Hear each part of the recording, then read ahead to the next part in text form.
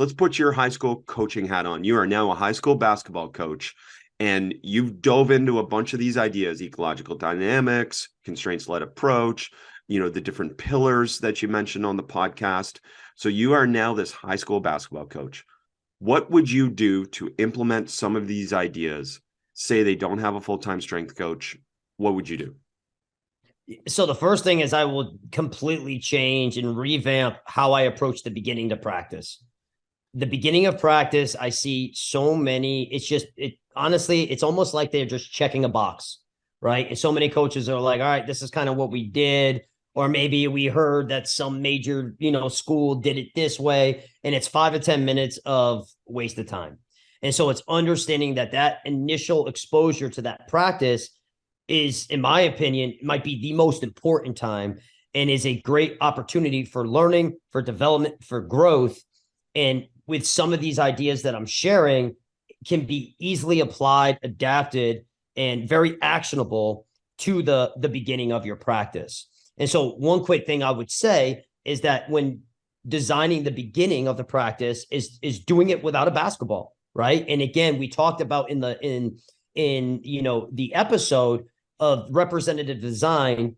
And I would say that if you respect that perceptual motor landscape, if you respect and you give the kid context, so simple 1v1. You're going to go down there so we get right bends and left bends. That's when you're upright and you're hitting your fastest speed. On you guys.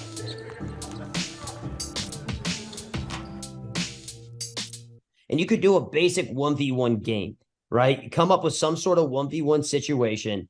Those kids, let's say, I'll be even more specific. Let's say we come up with a tag game.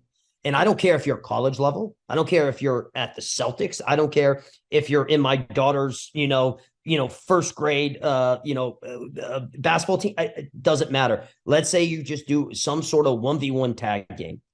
The athletes, the kids, the youthletes are going to benefit so much more from that exposure and those opportunities because of that perceptual motor landscape, because of your respecting and you're connecting. You have that sensory information. You have an opponent. You have something that you're connecting your movements to. You have intentions behind your movements. It's not like you're just kind of you're mindlessly kind of going, kind of through the motions, doing, butt kickers and high knee grabs and lunges and whatever. You have all these different components all layered together that once you go into your practice, you're just going to be more productive. And I talked about that, how I handle my beginning. I am so much more productive inside the weight room and with my lifting. You're going to be even more productive in any type of practice situation or shooting situation or, defensive formation, whatever it may be, by simply throwing out the dynamic warm-up, implementing, games and activities that respect the perceptual motor landscape and have these behaviors without the basketball. Because the last thing I will say, Chris, is that the minute you give a kid a basketball, they are comfortable and they're gonna display and express movement solutions that they're comfortable with. What I want to do is I want to get them uncomfortable. I want them to explore motor patterns. I want them to explore shapes and positions. I want them to explore different decisions that they wouldn't do if they had the basketball, so that we're expanding, right, this movement solution toolbox.